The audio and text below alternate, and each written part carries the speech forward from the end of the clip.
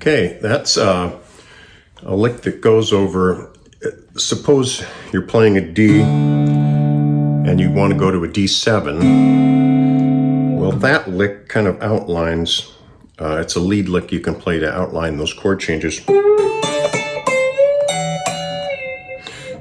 First you go to this, which is, that's the D major, and then you bring the root down to a 7th, which makes it that D7th, a high up D7th. Just to show you what I'm doing here, I'm starting off with this typical blues lick.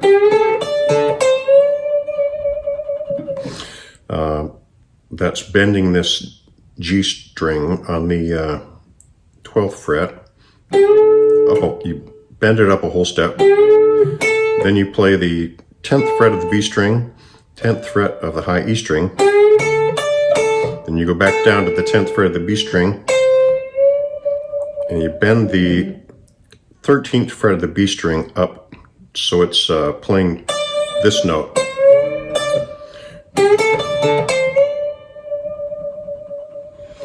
So you bend it up to the root, this high D right there.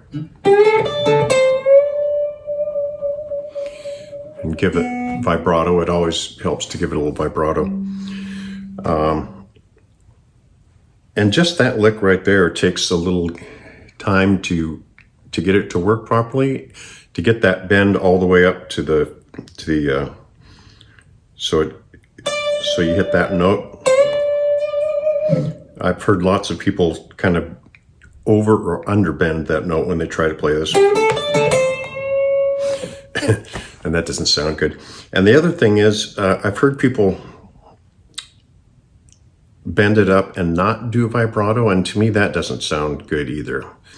Anyway, I heard Mark Knopfler play this. I don't even remember on what record it was, but that's the first place I ever heard it. It may, for all I know, it's a common country thing from way back that he picked up from someone else. But very useful. You can use it in any kind of music, anytime you want to outline a D7.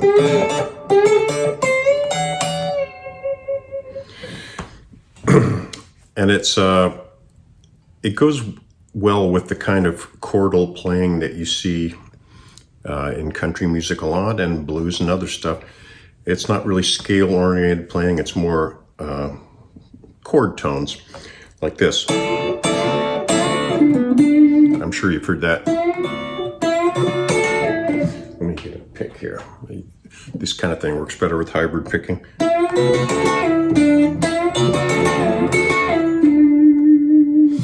So that is, it's all based on D chord. I'm in the key of D, by the way. All this is based on D chords. So this is that kind of train whistle type thing. And I'm sure you've heard this a million times.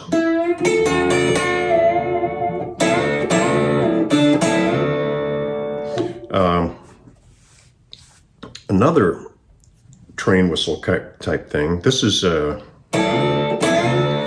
this bends the second up to the third, so it's like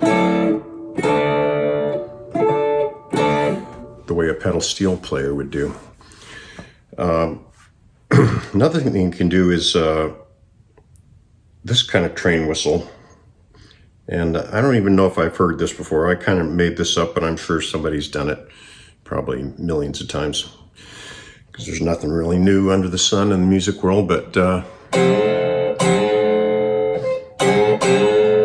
that is a train whistle type thing, that you bend up this, you bend up the G note on the G string, 12th fret of the G string. You bend that up. You catch the C note on the B string, 13th fret, and you catch the F sharp on the 14th fret of the high E string. And you bend it up until it gets to a D7 chord. Gets to this. So.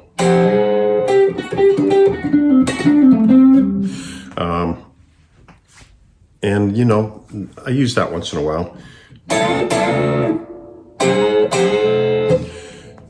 Makes for a different sort of train whistle sound that people haven't heard a million times. Oh, and then there's this thing, which you've probably heard before.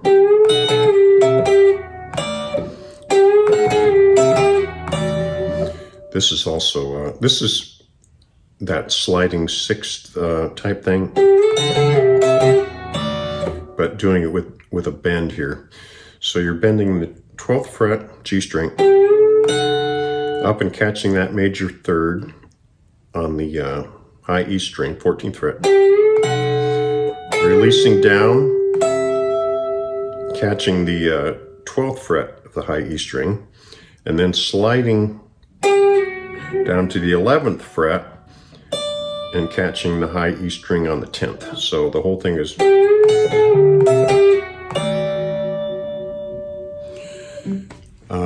sounds a little more pedal steely than just going. In fact, you could. Anyway, those are just a few things that that I've been messing with lately. Those kind of bends sound really cool. It's all kind of like faking pedal steel. And it's very useful, especially if you don't have a pedal steel player in your band, and those guys are in high demand, so you probably don't. Anyway, thank you for watching, and I'll see you next Monday.